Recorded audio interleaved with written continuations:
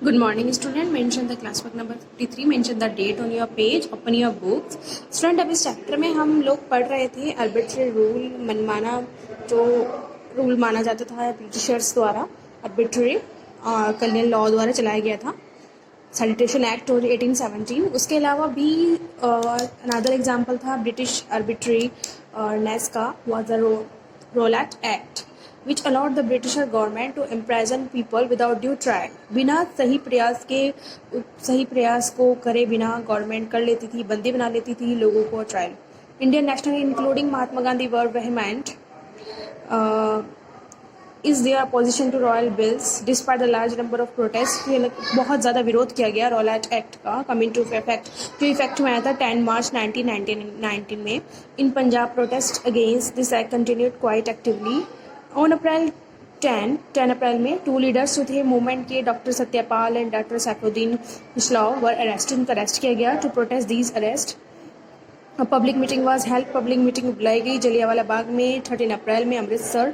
General Dyer ने enter किया park में विद ट्रूप्स समूह के साथ। They close the only exit and without any warning general Dyer order the troops to fire. अपने troops को बोल दिया कि सब पर फायर करो। Several hundreds of people died in this gunfire। इसमें काफ़ी लोग मारे गए and many more there wounded। कुछ लोग घायल हुए, women and children। This pointing show troop firing the pillar during the Jallianwala Bagh massacre। तो ये जलियांवाला बाग का हत्याकांड माना जाता है। तो ये उन लोगों पर इन्होंने गोलियां चलाई। तो पिक्चर से रिलेटेड दी हुई है, कैसे लोग यहाँ पर प्रोटेस्ट कर रहे हैं और लोगों पर कैसे अटैक किया जा रहा है।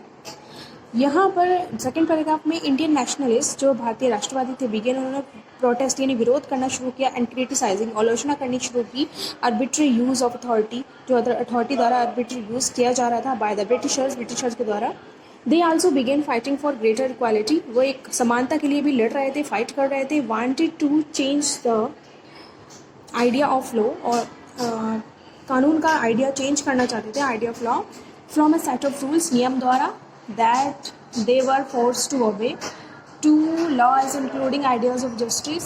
उनका जो आइडिया था जस्टिस का, न्याय का, चाहते थे कि सब कुछ, लोग जो प्रोटेस्ट कर रहे थे वो चाहते थे कि सब कुछ न्याय के साथ हो। By the end of the 19th century the Indian legal profession, जो भारतीय का लीगल प्रोफेशन था, आल्सो बिगेन, उन्होंने शुरू किया इमर्जिंग, उभर कर आए एंड डिमांडेड और मांग की respect in colonial courts, britisher courts में मांग की, सम्मान की।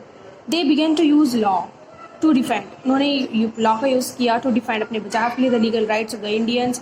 इंडियन जजेस आल्सो बिगेन, इंडियन जजेस ने भी शुरू किया to play A greater role in making decisions बनाने में।